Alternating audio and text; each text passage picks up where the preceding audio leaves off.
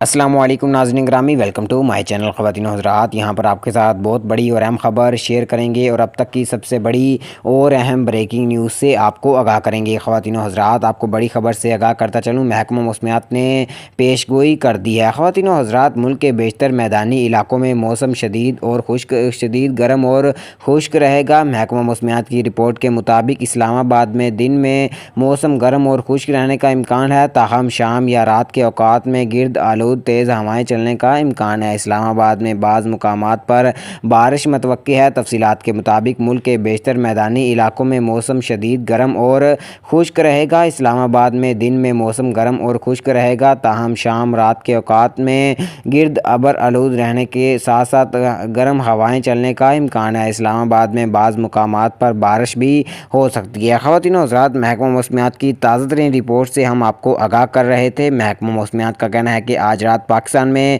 موسم شدید گرم رہے گا۔